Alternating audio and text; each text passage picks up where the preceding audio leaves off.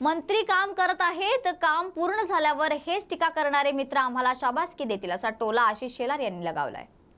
तर महायुतीमध्ये बेबनाव नाही, सगळे आम्ही एकत्र आणि आनंदी आहोत। मंत्री काम करत आहेत, काम पूर्ण झाल्यावर हेच टीका करणारे मित्र आम्हाला शाबासकी देतील। रामदास कदम यांचा गैरसमज असेल आणि असे शब्द त्यांनी वापरू नयेत असंही ते यावेळी म्हणाले। पण महायुतीमध्ये बेबनाव नाही, सगळे आम्ही एकत्र आहोत, आनंदाने आहोत, सुखाने आहोत। तुम्ही कोकणातले आहात आणि कोकणातल्याच आता मुंबई गोवा महामार्गावरून टीकास्त्र झालेला आहे। रामदास कदमांनी रवींद्र चव्हाण अपेक्षा व्यक्त करण्यात चूक आहे।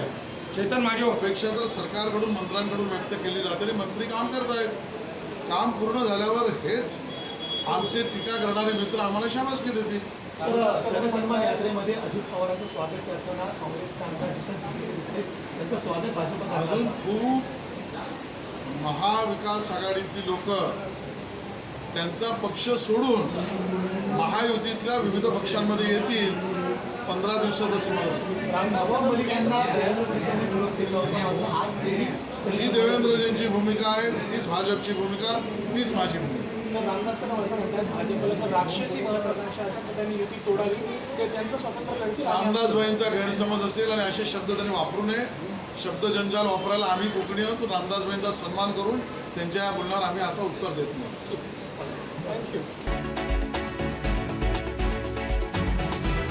ते मोठे लोक आहेत, ते काहीही बोलतील अशी प्रतिक्रिया रामदास कदम आणि चव्हाण यांच्या वादावर आमदार विश्वनाथ भोईर यांनी दिली आहे। त्याचबरोबर ते लोक मोठे आहेत, ते काहीही बोलतील, आपल्यासारख्या छोट्या लोकांना काय पडले आहे, आपण आपल्या कल्याण शहरातील लोकांचे चांगले कसे होईल याकडे आपण लक्ष देऊया, त्यांचे राजकारण त्यांच्याकडे असेल असंही ते यावेळी म्हणाले। पहिली गोष्ट म्हणजे मी आता काय झालं, आज आपले 2 कार्यक्रम आहेत, त्याच्या गडबडीत होतो, त्यामुळे मी काय ते बघितलं नाही म्हणजे काय बोलले ते। आणि ते कसं मोठे लोक आहेत ना, ते काही बोलतील, आपल्यासारख्या छोट्याला काय ते पडलेले। आपण आपल्या कल्याण शहराचं लोकांचं चांगलं कसं होईल याच्याकडे मला वाटतं आपण सर्वजण लक्ष देऊया। त्यांचं राजकारण त्यांच्याकडे असेल, काय बोलले। रवींद्र चव्हाण हा भ्रष्टाचारी आणि कुचकामी नेता आहे अशी खोचक टीका अंबादास दानवे यांनी केली आहे। त्याचबरोबर लाडके भाऊ सर्वच आहेत, एकनाथ शिंदे, देवेंद्र फडणवीस, अजित पवार, उद्धव ठाकरे, पण सर्वांचे लाडके आणि मोठे भाऊ हे उद्धव ठाकरेच आहेत। मध्य प्रदेशमध्ये लाडकी लक्ष्मी योजना सुरू झाली होती। काही दिवसांपूर्वी माझ्यासोबत मध्य प्रदेशचे नागरिक होते, त्यांनी सांगितलं की योजना बंद पडली आहे। लाडकी बहीण योजनेसारखीच शेतकऱ्यांसाठी योजना लागू केली होती, त्याचा हप्ता येणार होता आणि दोन्ही हप्ते सोबत भेटणार होते, त्याचं काय झालं? नुसते हे सरकार थापा मारते अशी टीका करत रवींद्र चव्हाण हा भ्रष्टाचारी नेता आहे असा गंभीर आरोपही त्यांनी यावेळी केलाय। मला वाटतं राजकारण वेगळं आहे, सगळेच लाडके भाऊ आहे।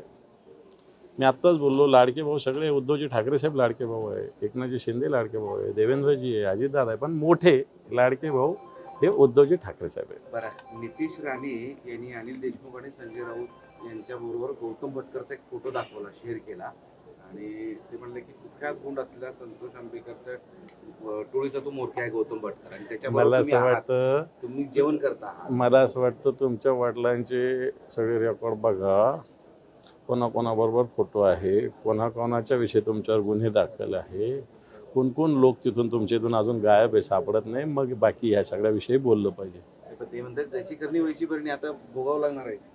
सोडा, नितीश राणे काय एवढं फार दखल घेण्यासारखं सोडलेलं पिल्लू आहे एक।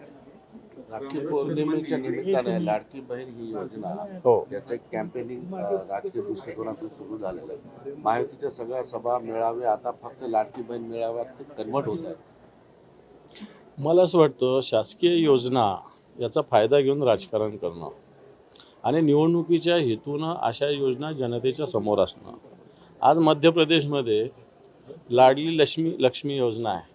मी काल 2-3 दिवसापूर्वी एका ठिकाणी प्रवासात असताना मध्य प्रदेशचे काही लोक माझ्यासोबत 3 महिन्यापासून लाडली लक्ष्मीचे पैसे मिळाले नाही। एक दुसरी गोष्ट, मी आणखी महाराष्ट्राच्या सगळ्यांच्या निदर्शनास आणून देऊ इच्छितो की राज्य सरकारने शेतकऱ्याला मदत करणारी नमो योजना सुरू केलेली आहे आणि असं घोषित केलेलं होतं, देशाची जी पंतप्रधान किसान सन्मान योजना आहे तिच्यासोबतच याचा हप्ता दिला जाईल। परंतु या वेळेचा हप्ता अजून दिलेला नाही.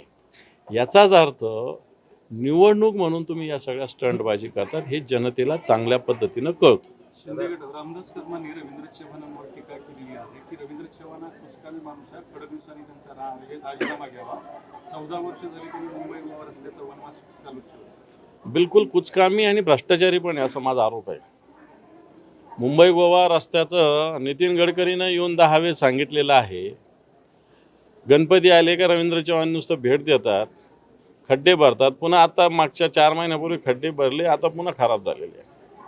मुंबई गोवा रस्ता होऊ शकत नाही, कोकणातल्या लोकांना त्रास होतो एक. पण याच रवींद्र चव्हाणांनी हजारो कोटी रुपयाचे टेंडर काढले मागच्या 2-3 महिन्यापूर्वी, जे 8-8, 10-10% अबोव आहेत, जे खरं तर प्रोव्हिजनसुद्धा त्या डिपार्टमेंटकडे तेवढी नाही.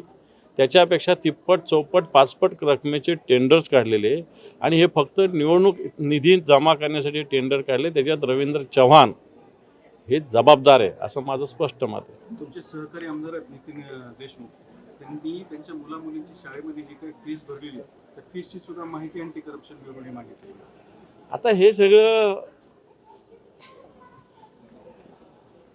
ईडी, CBI, इन्कम टॅक्स म्हणजे भारतीय जनता पार्टीच्या घरी पाणी भरणारे अधिकारी झालेले आहेत आणि त्याच्यामुळे ते अशा पद्धतीने या सगळ्या गोष्टी करतात. मला वाटतं त्याला फेस करतील नितीन देशमुख. आता निवडणुकीची तारीख सहसा पुढं जाते. बहुतेक नोव्हेंबरच्या शेवटच्या आठवड्यामध्ये आपल्याकडे निवडणूक लागण्याची शक्यता आहे.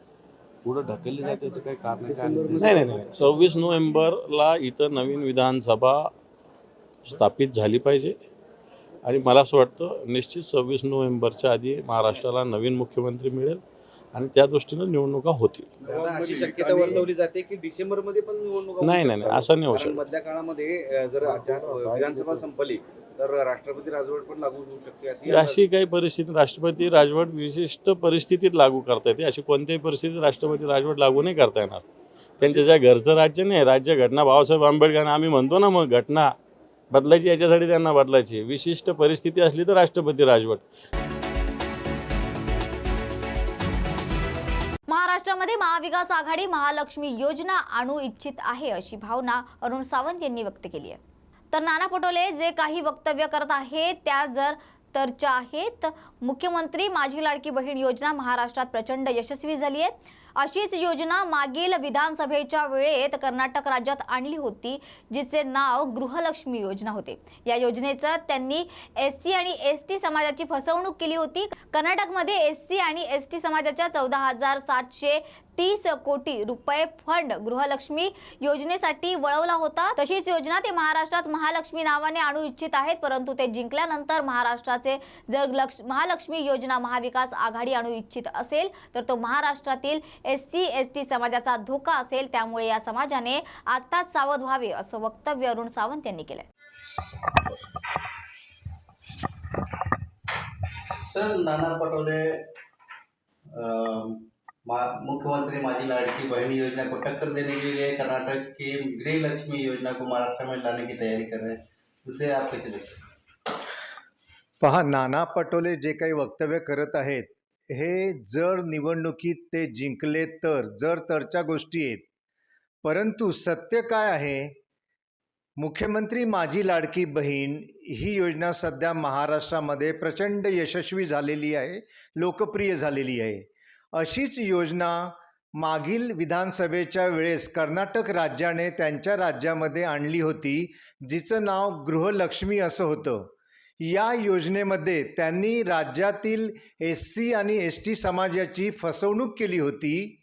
ती फसवणूक अशी होती की त्या राज्यामधील SC ST समाजाकरता 14,730 कोटी रुपये त्यांच्या भल्याकरिता ठेवले गेले पाहिजे होते. ते पैसे काँग्रेसच्या तेथील सरकारने ही योजना लागू करण्याकरता डायवर्ट केले. म्हणजे SC आणि SC आणि ST समाजाची घोर फसवणूक केली आणि तो पैसा त्यांनी ही योजना राबविण्याकरता वळविला आणि ते जिंकून आले. तशीच योजना महाराष्ट्रामध्ये महालक्ष्मी नावाने ते आणू इच्छित आहेत. परंतु ते जिंकल्यानंतर आणि जर का कर्मधर्म संयोगाने ते इथे जिंकले तर या राज्यातील शेड्यूल कास्ट शेड्यूल ट्राईब समाजाची घोर फसवणूक ते कर्नाटकप्रमाणेच करतील असं मला शंका वाटत आहे. तेव्हा महाराष्ट्रातील SC आणि ST समाजातील जनतेने वेळीच सावध राहावे आणि कर्नाटकाप्रमाणे हे जर काँग्रेस किंवा हे महाविकास आघाडीचं सरकार या राज्यामध्ये असं काही करू इच्छित असेल तर तिला वेळीच रोखलं पाहिजे. महाराष्ट्रामध्ये महायुती सरकारने जी काही मुख्यमंत्री माझी लाडकी बहीण ही योजना आणलेली आहे त्या योजनेकरता अर्थसंकल्पामध्ये अगोदरच पैशांची तरतूद केली गेली होती. त्याकरिता इतर कोणत्याही योजनांचा पैसा वळविला गेला नाही. त्यामुळे येथील सर्व समाजाचे लोक सुरक्षित आहेत आणि म्हणूनच महायुतीच्या मागे महाराष्ट्रातील जनतेने ठामपणे राहावे अशी मी महाराष्ट्रातील जनतेला विनंती करेन.